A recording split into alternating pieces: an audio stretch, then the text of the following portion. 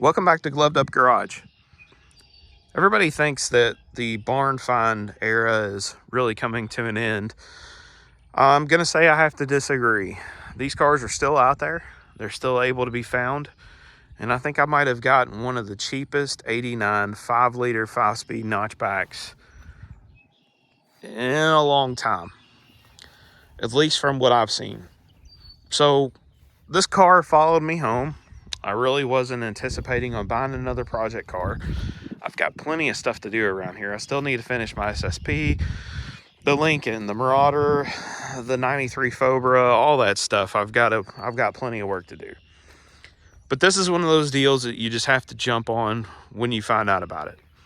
So the story on this goes, I was at a model car show talking to a guy about model Mustangs, and he tells me, hey, I've got this notchback project. And I said, oh, I've got one too.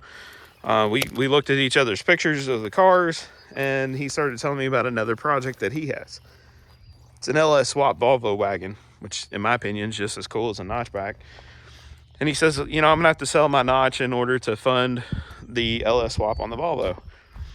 I'm like, oh, okay. Well, what do you think you would want for this Mustang? And he shot me a number. It's a lot lower than what I thought it should have been valued at. So I gave it a little thought, went and checked the car out in person a few days later, put a deposit on the car, and then purchased it and towed it home about a week and a half later. I will tell you, I paid less than $4,000 for this car by the time it was all said and done. Transfer, tow, everything. It's not perfect. I mean, as you can see in this walk around, it's definitely not perfect. But for under $4,000 for a V8 5-speed coupe with a good title is not unheard of in these days. It's kind of rare, actually. When I'm seeing GTs and LX convertibles and just hatchback cars and stuff like that in general going for more than $5,000 on Facebook Marketplace that are in equal condition as this, and the added value to this is, obviously it's original 505 speed car. It's an 89, which is one of the more desirable, and then the fact that it's a coupe doesn't hurt the value at all. What does hurt the value? Well, we got some rust issues. So this car came from Louisville, Kentucky. It was ordered from a dealer in Louisville, Kentucky. From the Carfax, it looks like it was there in Louisville its entire life. The guy I bought it from was just outside of Louisville. So from what I can tell, it's been there, since '89. The story goes, the car was the original owner's daily driver. It's got 143,000 miles on it. He had something happen, I don't know what, but parked the car in his driveway for several years. This gentleman was out going through some yard sales, saw the car, asked him, hey, what do you want for it? They struck a deal. He had it brought home, and it looks to be around September or October of 22 is when he purchased it. So the original owner had it for quite some time. Another reason that this is so cheap, other than the fact that it sat for so long, well, like a lot of Fox bodies, this thing has some nasty rust on the strut tower and the frame rail on both sides. The passenger side's not as bad, but I fully expect there to be a lot of rust down inside the rail once I get that apart. That AC line is right up against the frame rail, and it shouldn't be, which tells me that that frame rail is probably swollen from rust. But when this was towed home, I paid very close attention. We didn't tow it the conventional manner. It was towed from the rear by a very large tow truck. And I was looking very closely at the door gaps before we left, once I saw the tow truck, and I wanted to see what the door gaps were going to look like once it got here to the house from being towed from the rear. It's going to put a lot of pressure on the front, and if this front frame section was weak on both sides, it's going to change the gap in the doors because the front end's going to flex. Well, the gap didn't change. It looks very much like it should on both sides. If it was going to move at all, it would move over here on the driver's side because that appears to be the weakest point of the frame. But it looks solid, other than, the obvious rust that's there. This fender is a little pushed back. I think that's more because somewhere along the line this thing had a wreck. I don't think they got the fender aligned correctly. I know for sure it had one wreck in 1996, and they made sure to put Ford parts back on this. So we've got a Ford DOT replacement fender. We've got a Ford DOT replacement hood. And I'm assuming that the front bumper is either recycled or was the Ford bumper, because it says Mustang in the front. But at some point this had another accident here in the front. I can tell that the header panel right here is kind of rolled in, and when you shut the hood, it doesn't quite line up with the bumper up here in the front. So I know that there's something else going on in here. You can see that that's kind of swayed down through there. The hood latch is laid out. Of course, the board's got a little roll to it, but kind of minor things in the grand scheme of things. I could fix all that. The hood latches is very good and solid. I'm not too worried about that right now. The hood is in good shape, so whatever they bumped into, hit whatever went underneath the hood and kind of moved all this stuff around. Again, not the end of the world. I'm going to work on getting this thing back on the road on this channel. The fuel rails and the upper intake, those are back there in the trunk, and I'll show you that in a minute. I know this is getting very long-winded, but I'm very excited about this thing. So I haven't had a running and driving Fox body in about 7 years now. And this doesn't need much to get back on the road and at least be able to enjoy this for this 2024 summer season. Take this to some cruise-ins, take it to some local car shows. I'm not going to drive this thing for hours and hours. It just needs too much work, and I don't know enough about it. And I'm sure I'm going to find some other stuff that is going to go bad on this car, but I want to be able to get this thing out and have some fun with it.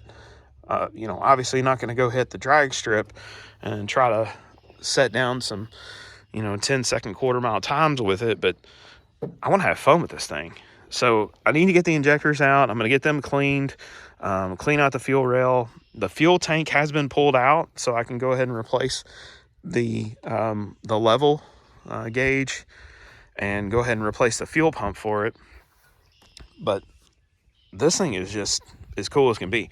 Enough of the engine bay. I'm going to show you the interior now. And the tint, of course I need to remove all the window tint, but there's a sign that this car is definitely from the 80s. I mean, everything in here is red, and of course it's faded out, but all the window tint needs to come off. This is kind of an unusual car because it does have power windows and power locks. It has cruise control. And one of the cool things I found, this had a premium radio in it. And it looks like somebody replaced the speakers at some point because, well, there's one of the 6x8s that would go up on the deck, and 6 or 5x7 or 5.5 or whatever you want to call it goes in the door. There's another door speaker laying down there.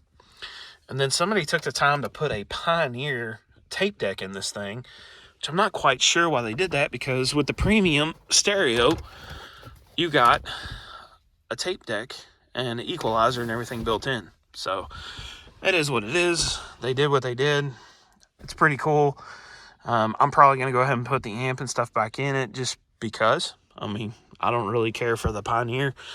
It's cool that it's in here, but not my style. I would rather have the factory one back in it. The headliner's in really good shape. The map light looks like it's in good shape. And, of course, the sun visors are good. Windshield's not cracked or anything. We do need to get a seat frame for this side, which is pretty common. Carpet is a little wet because the seals are shot and we've had a lot of rain. It needs a really, really good cleaning, which I'll worry about once I get the nasty window tint off the back windows and off the quarter windows. But overall, I mean, it needs a lot of work. I mean, there's no reason in trying to hide that, but in the grand scheme, again, it doesn't need much. So I'll show you the trunk. Byerly Ford. They're in Louisville, Kentucky on Dixie Highway, and they're still in business. And that's where this car was bought new. So here in the trunk, we still got all our trunk stuff. This stuff's really hard to find. The liners of the trunk is really hard to find. They're not in the best shape. They're not terrible either. We got the upper intake manifold, our mass air meter with the tube. There's our fuel pump and the pickup. And then this is why I think I need to have the tank cleaned out and maybe get a new level for the gauge sending unit. This is really, really rusted. And there should be a little bit of resistance on this float arm when you move it, because there's like a rheostat in there. And I'm not feeling any resistance. So these things are cheap. They're like 20 bucks on Rock Auto. So I'll get one of those. The fuel pump, I'm going to replace the pump. Again, they're not very expensive. We'll go with a Walbro. I'll make the decision later on about whether I want to upgrade it or not. But I think at the bare minimum, I'll probably go with like a 190 liter per hour pump just in case I get a wild hair to modify this thing. But I know I'm not going to, because again, it's just too complete. This is the shield for the tank. I've got the tank in the garage. I'm going to take it to work and see about having it cleaned out and pressurized. We got the air box in there, and then you can see the insulation that's back there. It looks like they did a pretty good job on the install of the speakers. Back in the day, they just kind of soldered those on.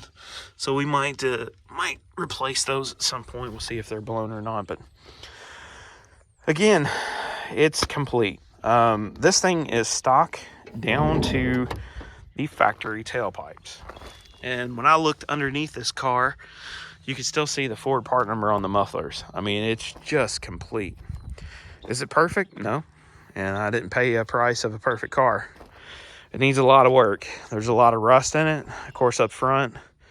That's not easy stuff to fix.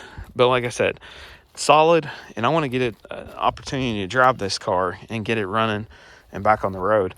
It does have a rust spot over here in this fender. Not a big deal. Fenders are not hard to come by. Unfortunately, it will have to, change from the original fender of the car, but not too worried about that since we don't have an original fender on the driver's side either. It's not a concours car. It's just not going to be, because, well, it's 143,000 miles, and, it's had some wrecks and some other stuff done to it.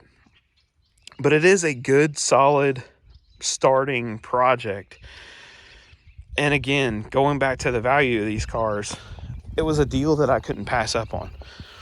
I don't know what a lot of people are going to say in the comments. Well, back in the day, I wouldn't have given 500 bucks for this car. And back in the day, we saw these cars get parted and scrapped. And, well, yeah.